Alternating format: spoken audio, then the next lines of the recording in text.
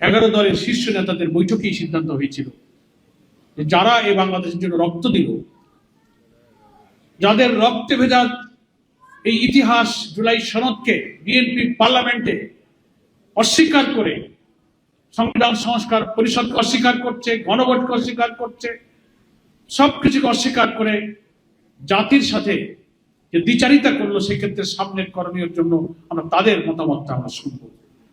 আসলে আজকে এই অনুষ্ঠানটা মত বিনিময়, যথার্থই বিনিময়ের অর্থ হলো দুই দিকেরই কথা। জুলাই যোদ্ধারা, শহীদ পরিবারের সম্মানিত সদস্যরাও কথা বলেছেন।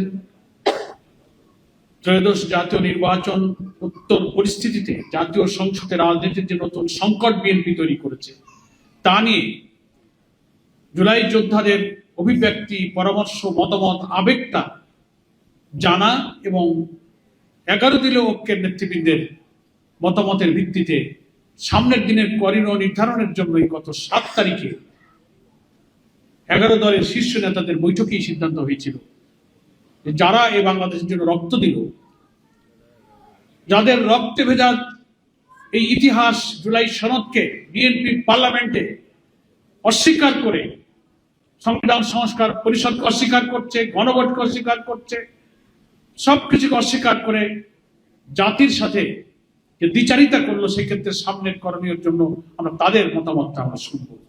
আমি শুকরিয়া জানাই, মোবারকবাদ জানাই। আপনারা কষ্ট করে অসুস্থ অবস্থায় নানান শোকে যেমন ভারাক্রান্ত, আপনাদের রক্ত আত্মত্যাগের মধ্য দিয়ে যে বাংলাদেশ আপনারা চেয়েছিলেন, আমরা চেয়েছিলাম, একদিকে ত্যাগ, রক্ত, জীবন দেওয়ার যে ভার, কষ্টের ভার, সেখানে আপনারা আক্রান্ত, আবার স্বপ্ন পূরণ না হওয়ার ভারেও কিন্তু আপনারা আজকে আক্রান্ত। আমরা আজকে মত বিনিময়ে অনেক কথাই আপনাদের কাছ থেকে পেলাম। এখন আমাদের পার্লামেন্টে যারা লড়াই করছেন, রাজপথে লড়াইয়ের জন্য যারা দৃষ্টিভঙ্গি দিয়েছেন, তাদের বক্তব্য শোনার জন্যই মূলত আপনারা অপেক্ষা করছেন। আমি আর বক্তব্য না বাড়িয়ে বাংলাদেশ জামাত ইসলামীর পক্ষ থেকে আপনাদের সকলকে আন্তরিক মোবারকবাদ জানাই, যারা কষ্ট করে এই মত বিনিময় সভায় এসে 11 দলকে আপনারা কৃতজ্ঞতা ভাষা আবদ্ধ করেছেন। আহতদের জন্য তাদের আশু সুস্থতা এবং আরোগ্য কামনা করছি। যারা জীবন দিয়ে চলে গেছেন, জান্নাতে উচ্চ মাকাম কামনা করছি। শহীদদের স্বজনদের আল্লাহ তাআলা ধৈর্য ধারণ করার তৌফিক দান করুন, এই দোয়া করে আমি আমার বক্তব্য শেষ করছি। আমার তৌফিক ইল্লা বিল্লাহ। আসসালামু আলাইকুম।